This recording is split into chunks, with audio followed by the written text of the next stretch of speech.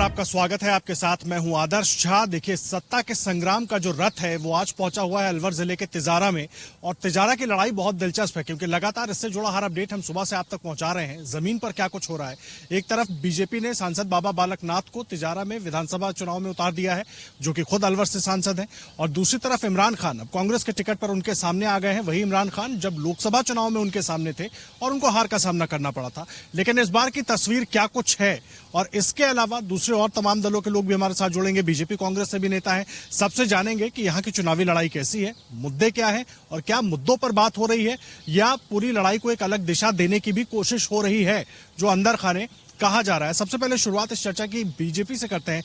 रामबीर जी हमारे साथ हैं, बहुत स्वागत है आपका अमरउजाला.com पर। बड़ा अहम हो जाता है इस बात को समझना, बाबा बालकनाथ को इस सीट पर उतारना, एक तो इसके मायने, और दूसरा आज योगी आदित्यनाथ भी आए, जो भाषण वो देकर यहाँ पर गए उसके भी बहुत सारे मायने निकाले जा रहे हैं। मतलब किस तरीके से बीजेपी लड़ने की कोशिश कर रही है। देखिए, जो भाषण देके गए, वो जो उन्होंने स्वराज की जो परिकाष्ठा थी नहीं उत्तर प्रदेश में, जो उन्होंने स्वराज उत्तर प्रदेश में दिया, इसी तरीके का स्वराज जो गलत लोगों को उनकी सजा तुरंत दिलाना, इस तरीके का जो व्यवस्था जो थी प्रशासनिक सिस्टम के साथ में मिलकर के उन्होंने जो यूपी में जिस तरीके का मॉडल तैयार किया, वो कोशिश करेंगे कि यहाँ भी तैयार हो।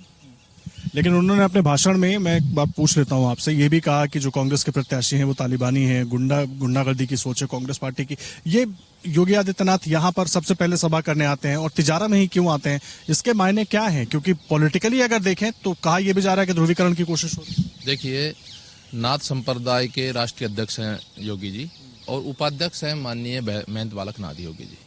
और उनका जब नॉमिनेशन था तो उनके आप गुरु भाई कह सकते हैं, तो वो उनका आना लाजमी था। और उन्होंने इमरान को तालिबानी नहीं कहा, ये गलत, आपने गलत फीड किया। उन्होंने कहा कि तालिबानी सोच रखने वाले लोग है ना, तालिबानी सोच रखने वाला आदमी इमरान भी हो सकता है, और रामबीर भी हो सकता है, और करमबीर भी हो सकता है, और कोई और भी हो सकता है। ये बात नहीं है। वो बात ये जो थी, गलत लोगों के लिए ये विषय था, और उनका यहाँ आना तो ये उनके गुरु भाई का, छोटे भाई का उनका नॉमिनेशन था, तो उनको आना ही था। और भारतीय जनता पार्टी के आज देश के मतलब प्रतिष्ठित नेता हैं, और उत्तर प्रदेश जो 25 करोड़ का एक राज्य है, उसके वो मुख्यमंत्री है, तो उनका आना तो लाजमी था।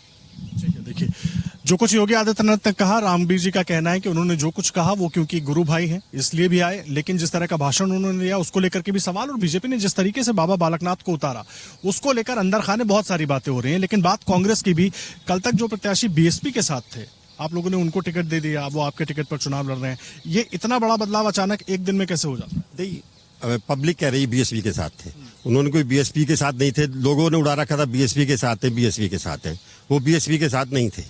और हमारे माननीय गहलोत जी ने यूथों को ज्यादा प्रोत्साहन दिया है।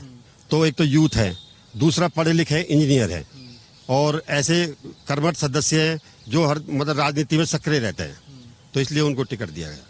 ठीक है, तो लेकिन जो मुद्दे हैं यहाँ के, और जिस तरीके से बीजेपी ने सांसद बाबा बालकनाथ को उतार दिया, वो तो अलवर के ही सांसद थे, और मुकाबला एक बार इमरान के साथ उनका हो चुका है, इमरान खान के साथ। तो इस बार क्या, किस तरीके से आप लोग देख रहे हैं लड़ाई को? नहीं, लड़ाई को तो सब पब्लिक जानती है।